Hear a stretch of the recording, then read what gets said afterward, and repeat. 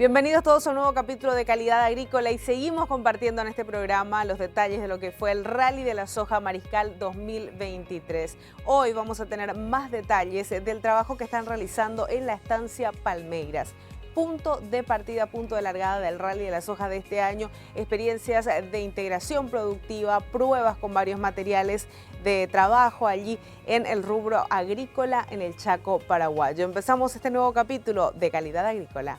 La largada del Rally de la Soja Mariscal 2023 se dio desde la estancia Palmeiras. Con gran entusiasmo se reunieron productores del Gran Chaco Sudamericano para aprender de sus colegas en un tramo que incluyó también a las estancias Noroda y Yeroviá.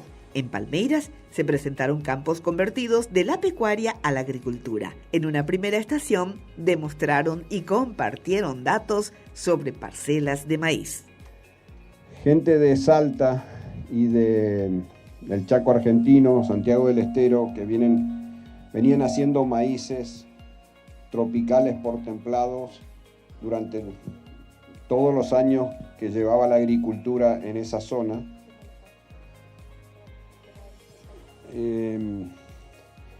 Venían logrando rendimientos de 4.500, 5.000 kilos, no podían pasar esos rindes.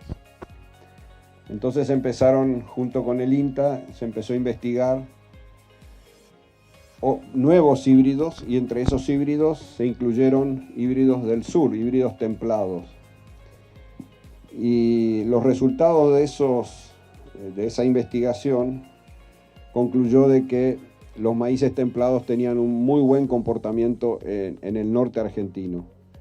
Y a partir de ahí, prácticamente se dejaron de sembrar las cruzas, y hace aproximadamente 7, 8 años que se vienen sembrando maíces templados con rendimientos muy por encima de lo que se venía logrando con las cruzas. Y cuando hablo de muy por encima, estamos hablando de 7, 8, 9 mil kilos de rendimiento por hectárea. Eso hizo que nosotros empezáramos a preocuparnos por incorporar esa genética. Lamentablemente hoy solo tenemos muy pocos híbridos registrados, híbridos templados, y la idea era no perder este año y probar en este caso, con 2 híbridos de Corteva, de la genética Brevan, y un híbrido que se llama Celeron, de genética Syngenta. Lamentablemente no vamos a ver el Celeron, pero por motivos de sequía tuvimos que sembrarlo, de sequía en la segunda quincena de enero tuvimos que sembrarlo tarde. Entonces quisimos mostrar esto, que ya tiene una fecha de siembra, digamos, dentro de la ventana ideal. La idea con esto es ver si realmente hay diferencias en estos ambientes, ¿no es cierto? Creemos que sí. El híbrido que es tropical por templado, que está enfrente, es un híbrido de Pioneer, el 3707, ¿sí? 3707, que en Brasil es considerado uno de los mejores híbridos de maíz, así que realmente está compitiendo contra una muy buena cruza, ¿no es cierto? Estos maíces tienen problemas de cigarrita, no son ni tolerantes ni resistentes, son susceptibles, hay que controlarlos y bastante, pero pensamos que con un buen manejo los rendimientos de estos maíces van a ser en los niveles que esperamos, y esto de alguna manera también va a revolucionar el Chaco, porque los rendimientos de maíz van a ser mucho más altos de lo que estamos logrando actualmente. Los híbridos que estamos probando tampoco son los mejores híbridos templados que hay, ¿no es cierto?, disponibles. Sembramos lo que conseguimos, pero hablando con gente que ya tiene mucha más experiencia en maíces templados, nos dicen que hay híbridos muy superiores a los que nosotros estamos probando. Lamentablemente las semilleras o los proveedores, ¿no es cierto?, hoy por hoy estamos con muy pocos híbridos disponibles en forma comercial. Va a haber ya algo más para la próxima campaña y ahí yo creo que vamos a empezar a usar algunos híbridos que sí tienen mejor comportamiento en Argentina de lo que hoy tenemos sembrados en el campo, ¿no? La historia de cada lote, cada parcela está registrada. Según los datos proveídos por Palmeiras en la campaña agrícola 2022-2023, el 30% se destinó a coberturas, 27% a soja, 18% a algodón, sillaje y sorgo para silaje entre 1% y 6%. Más o menos hicimos el 8 de enero, la siembra de 8 de enero. Como dijo Carlos, este lado tenemos lo que es la línea Brevan y el otro lado tenemos el Pioneer, que es una de los híbridos también que salieron bien en el Chaco, ¿verdad? Tenemos con Ideagro, fueron, o sea, líderes en rendimiento. Entonces con ese híbrido hicimos el comparativo, ¿verdad? Para ver si hay una diferencia o no, ¿verdad? Y como estaba diciendo Carlos, también hay que tener en cuenta el manejo, que es uno de ellos que ya es un problema también en el Chaco, que es la cigarrita. Es muy susceptible. Nosotros hicimos más tratamientos a estos híbridos, pero de igual forma se ve el efecto, ¿verdad? Entonces, si el día de mañana tenemos como objetivo, hay que tener en cuenta ese manejo, ¿verdad? También tenemos que tener en cuenta también el manejo de oruga de la espiga, porque todos los que son vícteras BT4 tienen problemas, entonces también hay que tener en cuenta eso, ¿verdad? Estamos estimando un rendimiento de estos lotes, tiene más o menos 1000 kilos más el Brevan comparado a lo que es el Pioneer, ¿verdad? Tiene un potencial un poquito más elevado. También estamos viendo que el grano es un poco más pesado, pero vamos a definir eso. Hay gente que me estaban preguntando, ¿verdad? Pero vamos a definir con la máquina, ¿verdad? Entonces hay todavía una duda, pero con las estimaciones manuales que se estaban haciendo hay una diferencia de 1000 kilos. Es una densidad 45 a lo que normalmente estamos haciendo nosotros. Más o menos semillas, hacemos 54.000 semillas por hectárea. De eso nos quedan más o menos 50, 48, dependiendo si hay un momento de estrés. Eso sí o sí nos marca también la planta, el stand de planta final.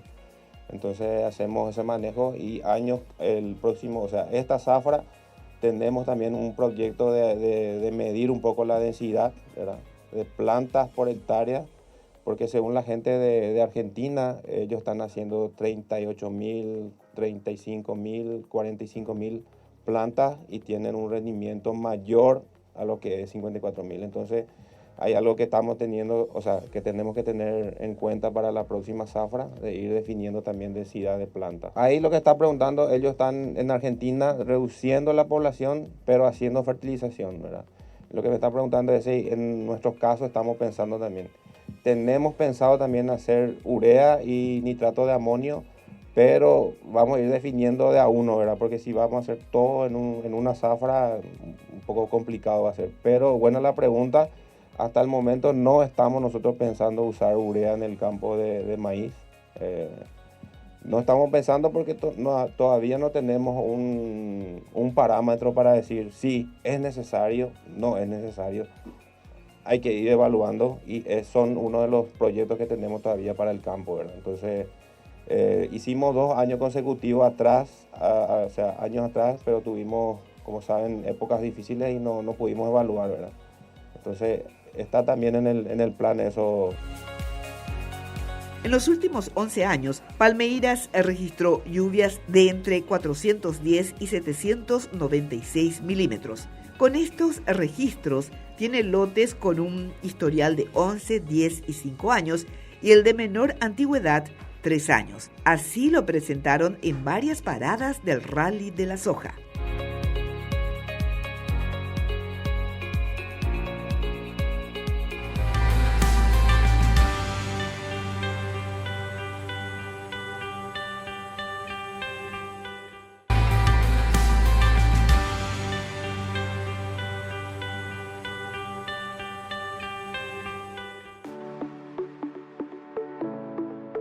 Eliezer Argüello, director agrícola de Palmeiras, presentó en Rally de la Soja una de las parcelas más didácticas por presentar dos variedades de maíz, una frente a otra. Las diferencias entre el manejo entre maíz tropical y maíz templado, un punto en el que recibió muchas consultas, generando una oportunidad importante del intercambio y aprendizaje. Y la mayor parte de nuestra cobertura se queda en las cortinas. Entonces, con el objetivo también de generar más cobertura, de que el resto de maíz quede más en los lotes, hicimos esta prueba y como pueden ver, está resultando bastante bien, ¿verdad? No hay una competición al inicio no hay una competencia entre el maíz y la Rusi. Eso puede ser por el año que tuvimos, ¿verdad? Pero hay que ir probando nuevamente para el próximo. También estamos planteando ya también hacer a 90, el maíz a 90 y poner cada 90 también la Rusi, ¿verdad? Son objetivos que estamos teniendo y bueno, vamos a ir ver cómo nos sale este año. Ahí me están comentando, el fin de semana tuvimos viento fuerte, también tuvimos ataque severo a estos lotes de cigarrita. Podemos atribuirle también a la cigarrita y también al viento fuerte que tuvimos entre el domingo y el 1. Sí. No, justamente eso es lo que te estaba diciendo, que el híbrido es una variedad, o sea, es un híbrido muy susceptible a cigarrita. Podemos atribuirle también a eso, ¿verdad? Pero también los vientos fuertes acá del norte es bastante complicado, ¿verdad? Como le había comentado ya al principio, este año fue un año atípico para nosotros el tema de cigarrita. El ataque fue muy severo. Hasta que tuvimos que hacer 8 aplicaciones a 9 aplicaciones. Años anteriores con 2 aplicaciones ya salíamos y este año no. Estamos haciendo varias mezclas porque, como te dije, es un año atípico para nosotros el tema de cigarrita, ¿verdad?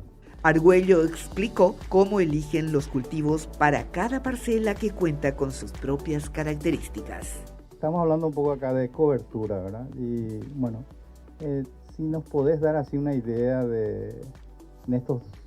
en un año, 12 meses, ¿verdad? Lo que vemos que lo que se intenta es siempre mantener el suelo cubierto. Y lo que escuchamos es que, bueno, la época de siembra es un poco diferente en la región oriental, siembran en enero. Hoy estamos en mayo, tenemos esta cobertura, pero para que esta cobertura llegue hasta la época de siembra, nuevamente hay que pasar. Entonces, un poco, ¿cuáles son los criterios que ustedes, para tomar decisiones, ¿verdad? De qué cobertura, en qué momento, y para tratar de que el suelo no quede desnudo, así como dijiste en agosto, que tienen vientos? O sea, ¿cuáles son los principios que ustedes usan? Si me puedes dar una secuencia de 12 o de 24 meses, como para tener así una idea de, bueno, comienzo con soja, como dijiste, tenés hoy maíz, después qué viene, por qué. Sí, tenemos en cuenta también todo lo que es el tema de la rotación, ¿verdad? Este lote salió de soja, ¿verdad? Ese año que salió de soja no pudimos hacer una cobertura de invierno por falta de lluvia, ¿verdad? Que ya tuvimos desde marzo. Ya no llovió más, entonces se quedó con la cobertura que había de soja. Ahí le hicimos ahora maíz asociado con la Rusi. Eso ya para generar un poco más de cobertura, como le habíamos dicho, ¿verdad? En este lote en particular le estoy comentando, ¿verdad? De esto sale y va a soja, ¿verdad? Si es un año bueno, la soja te va a generar una buena cobertura. Y ahí, si tenés todavía condiciones como esta, por ejemplo, podemos hacer una cobertura de invierno. Estamos haciendo nosotros también cobertura de invierno. Ahora estamos sembrando en algunos lotes que ya salió de soja, que es una asociación de centeno, avena y nabo, ¿verdad? Para que podamos generar más cobertura para la soja posterior, ¿verdad? Y lo que hacemos es soja, maíz, y ahora que se incluye el algodón, y después si hay buenos resultados de cobertura del algodón, va directamente otra vez a lo que es soja, ¿verdad? Y si no, directamente puede ir a una cobertura de invierno, si da, o directamente a una cobertura de verano, ¿verdad? Que es una asociación de Rusi con Mileto, y para el próximo año también estamos viendo para probar otras mezclas en cobertura de verano.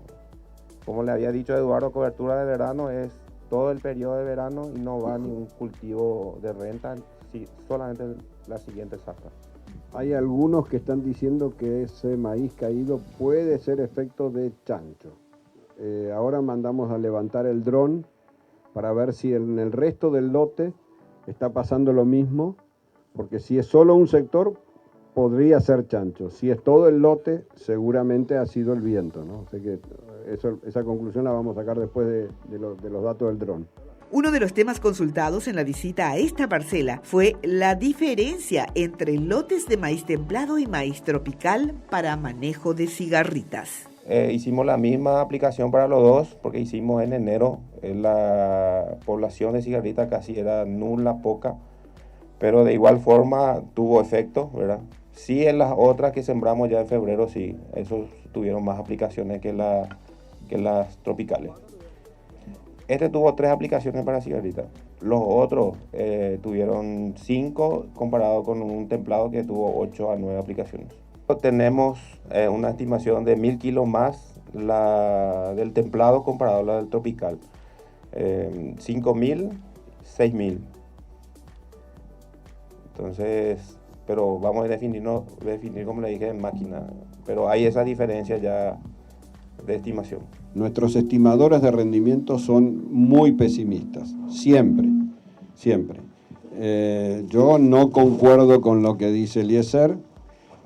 Yo creo que estos son lotes que van a estar arriba de 7000 kilos de rendimiento, probablemente, los dos, tanto uno como el otro, y ahí vamos a ver realmente cómo se comporta, ¿no es cierto?, el templado frente a la cruza. En este caso particular, probablemente no haya grandes diferencias. Por las estimaciones que sí que hemos hecho, sí hay una diferencia ya de 1000, y como dice Eduardo, el peso de 1000 semillas de las cruzas está en el orden de los 200, entre 220 y 250 gramos las 1000 semillas, y hablan para los templados de no menos de 330. Ahí nomás ya hay una diferencia en rendimiento por peso de grano. Temas como la formación de peladares, las dificultades de adaptación de suelo y particularmente las características del proceso de transición de campos ganaderos a agrícolas fueron temas centrales en el Rally de la Soja Mariscal 2023.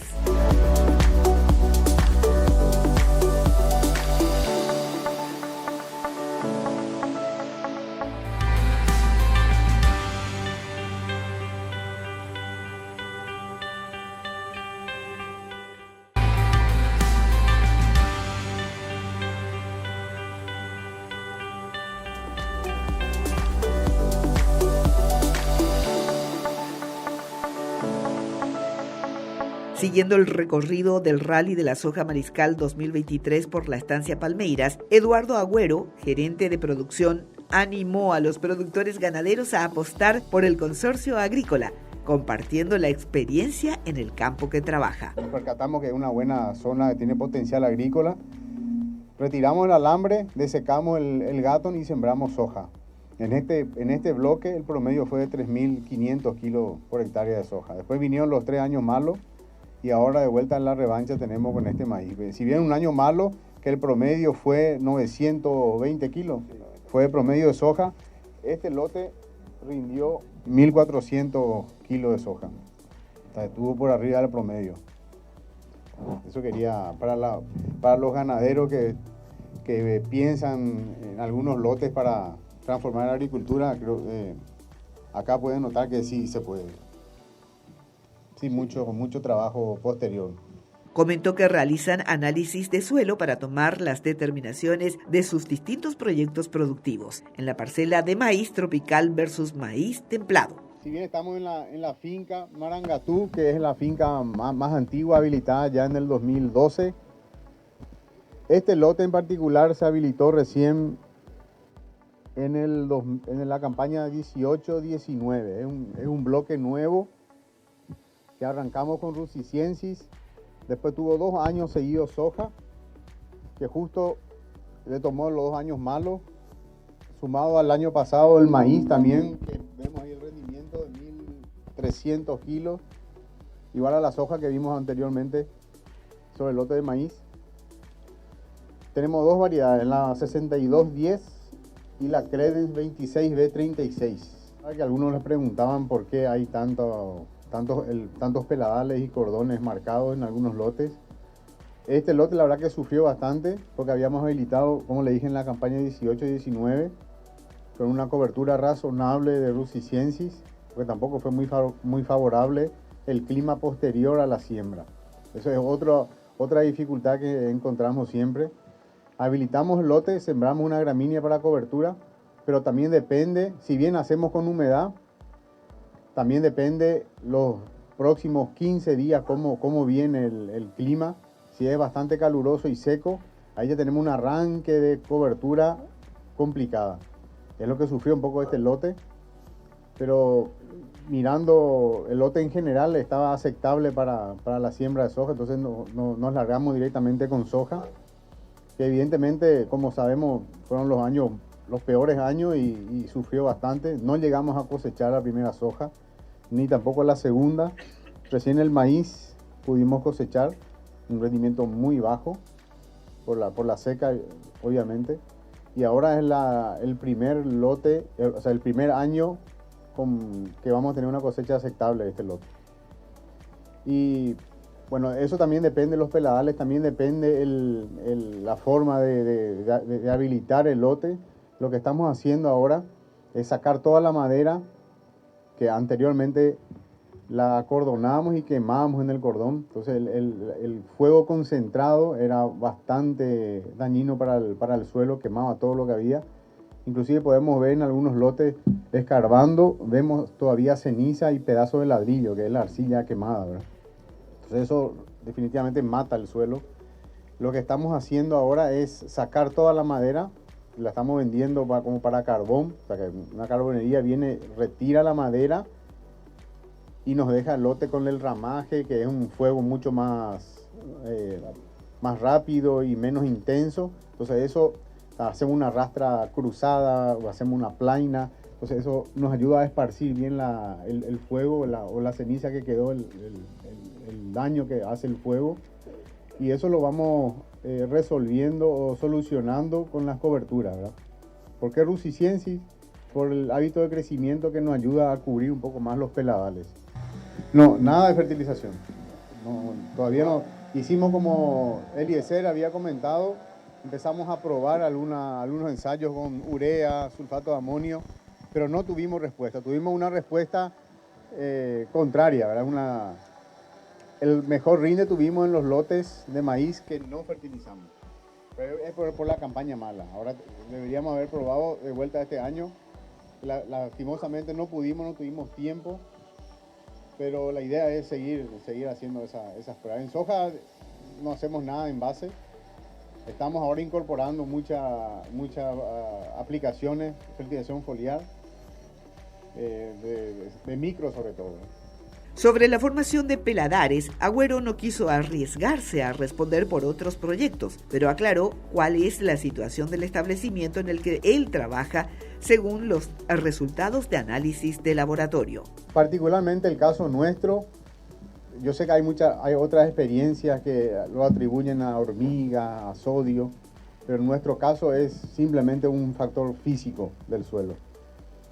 La prueba de eso está que hicimos muestreo, análisis de suelo y los análisis salen exactamente lo mismo que un peladal y una área cubierta. Y también la otra característica es que podemos solucionar con una cobertura. Tenemos, en la época de Cresca, cuando estábamos en Yeroviá, teníamos un lote del C4, creo que están la gente de Casado acá. El C4 era un lote horrible, era más del 50% de peladal tenía. Incorporamos la Rusicensis y ahí nos cambió todo. Entonces estos lotes que habla Eliezer de 5.000 kilos, la verdad que lo máximo que habíamos cosechado hasta ahora fueron 4.600 kilos en el B6, 4.600 kilos. Ahora tenemos dos lotes, uno al lado otro de 5.000 kilos. Eso es algo que habla muy bien del manejo de la cobertura. También, lógicamente, ayudado con los días posteriores a esa siembra en la cobertura, que cuando uno arranca bien, ahí ya es mucho más fácil acompañar esa cobertura y es todo más fácil.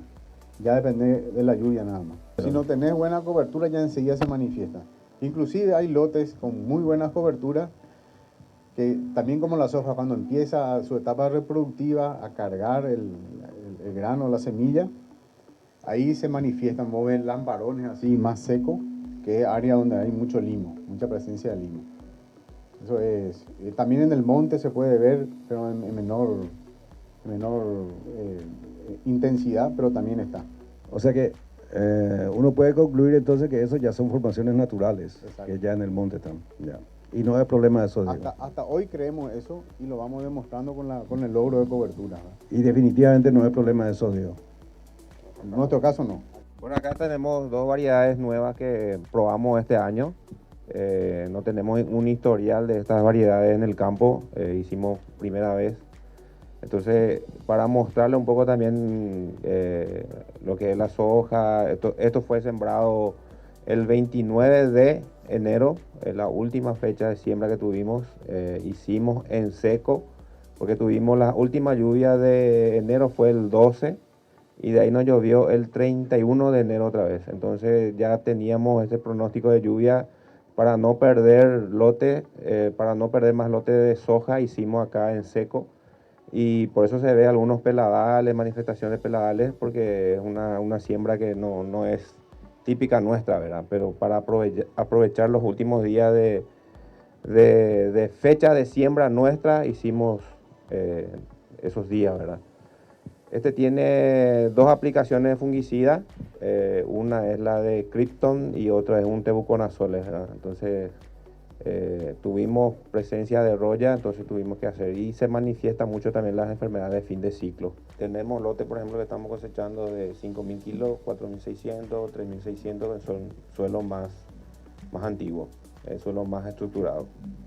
Hay una diferencia también en el rinde en la fecha de siembra. Cuando más temprano, o sea, sembrando entre el 1 de enero o la última semana de diciembre, también hay buena respuesta en cuanto al rinde. Sí, una pregunta. Sí, también depende mucho de la cobertura que el suelo tenga, ¿verdad? Cuando más cubierto, más cobertura, tener más stand de planta, tener más cubierto, entonces eso ayuda también a que el rinde sea un poco más alto. Este año, que es un año bueno, estamos viendo que los ciclos medios a corto está respondiendo bastante bien, comparado a lo que es un ciclo largo, por ejemplo.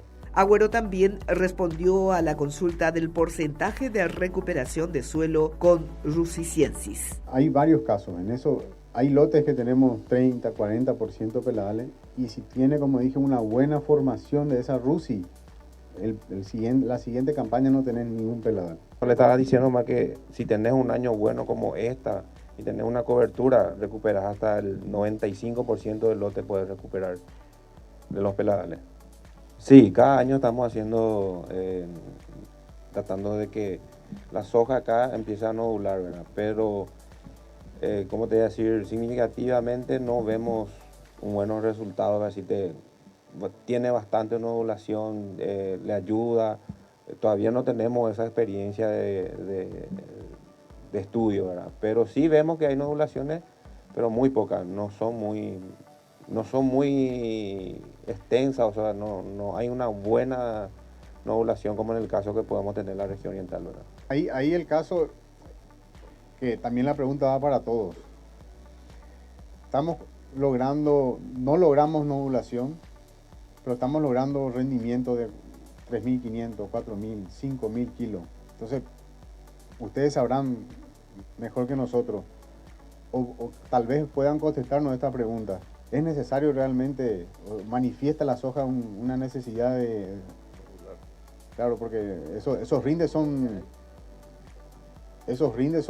muy buenos, ¿no? La verdad que no sé, eso es una incógnita que tengo personalmente.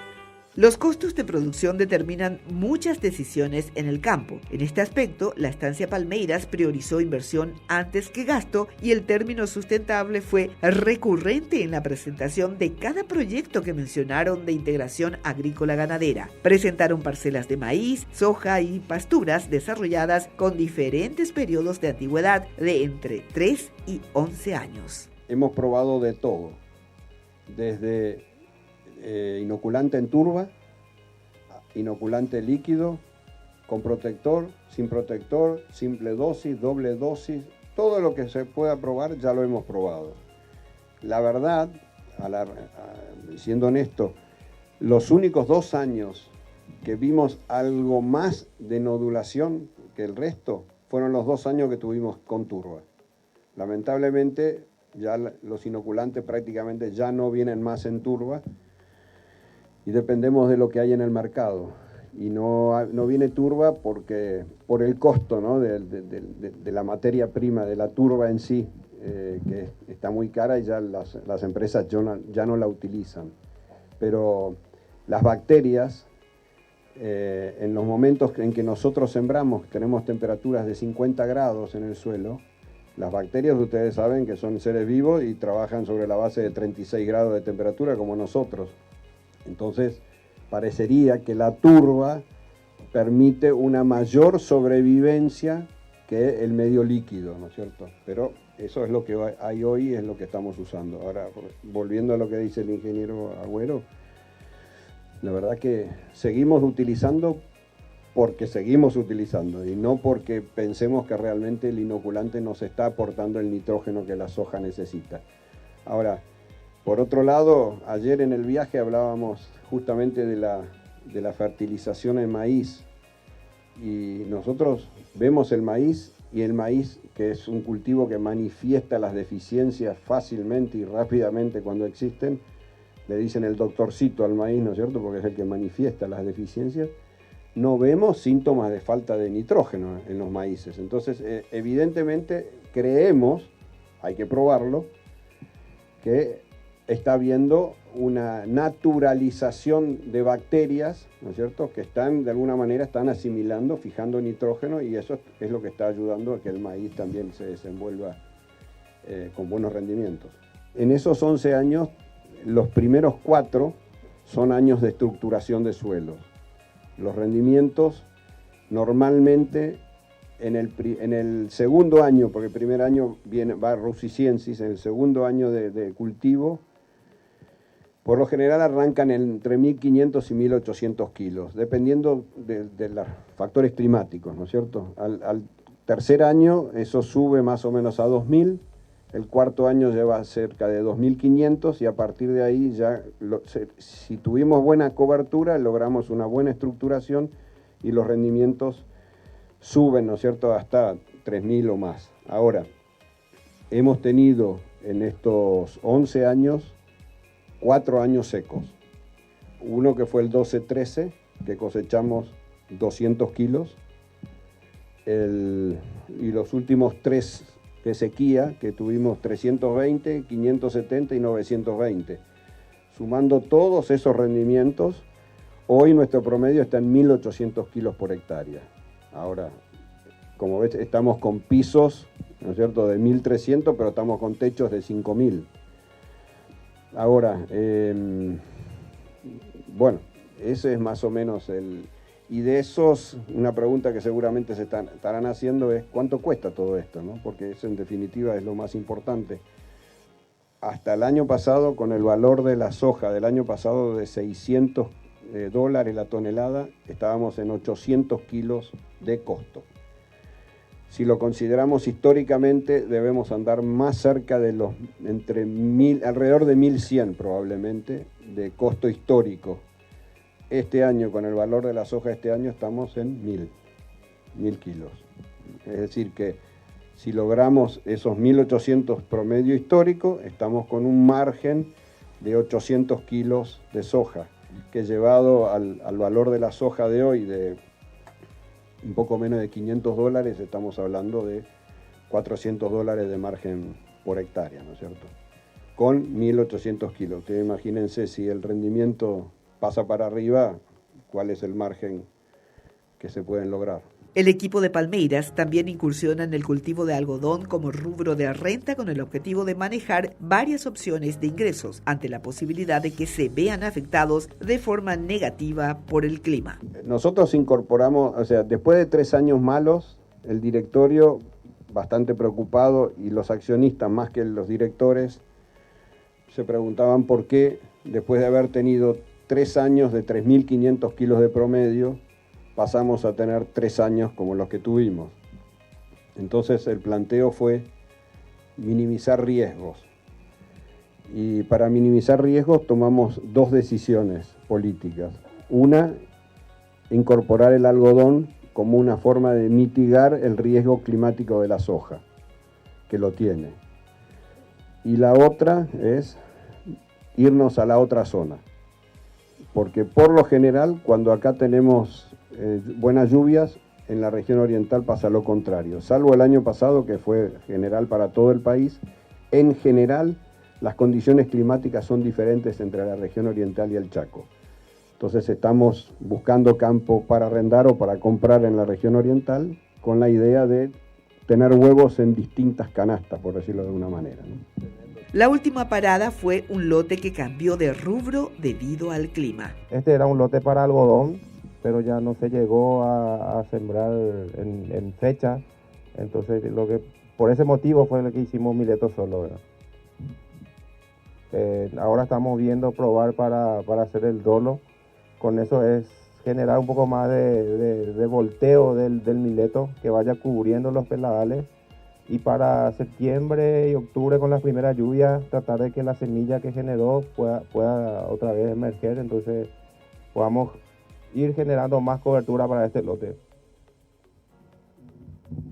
No, lo que se puede notar es el logro de la cobertura es distinto a un lote nuevo, donde este es un lote que ya vino de producción, ya vino de soja, de maíz. Entonces la estructura del suelo es distinta y el logro de la cobertura o del cultivo siguiente es muy distinto a lo que vimos anteriormente. Eduardo Agüero, gerente de producción agrícola, afirmó que en su proceso de aprendizaje en Palmeiras han confirmado la importancia de la cobertura. Lo que aprendimos un poco en estos 3 años, como siempre hablamos con los muchachos, sabemos que de entrada en el Chaco la cobertura es la base, es fundamental. Pero en estos 3 años aprendimos ese concepto en mayúscula y negrita. Cobertura, cobertura y cobertura. Sabemos que tenemos que cuidar el agua del perfil. En los lotes maduros la estructura es distinta a los lotes nuevos que vimos en el F5, una soja con bastante peladal todavía, pero tiene un potencial bueno en las zonas logradas. Es muy distinto a estos lotes que es un poco más parejo y vemos, ahí con el dron se puede ver la cobertura que tiene el lote. Mantener siempre esa cobertura, pero también tenemos que saber en qué momento matar esa cobertura. Esa es la experiencia que tenemos nosotros. Capaz que haya otra experiencia, pero la nuestra es esa. En todos los años que estamos, esa es nuestra experiencia. La cobertura de invierno que mencionó Eliezer, la vamos a desecar en hoja bandera. No pensamos en doble cultivo, porque ese doble cultivo cuando va a producir el grano, bombea más agua todavía, que es una agua que podemos guardarnos para que el perfil en la primavera sea llenado más rápido para que aproveche el cultivo de renta. Por eso siempre mantenemos en invierno, tratamos de mantener todo seco. Ese es un poco el norte que seguimos. Una jornada de intenso trabajo y aprendizaje vivimos en la estancia Palmeiras acompañando el Rally de la Soja 2023 y compartíamos así los detalles de esta experiencia. Gracias a todos por acompañarnos en Calidad Agrícola. Los invitamos a que sigan con nuestra programación aquí en Canal Pro de la Mega Cadena de Comunicación.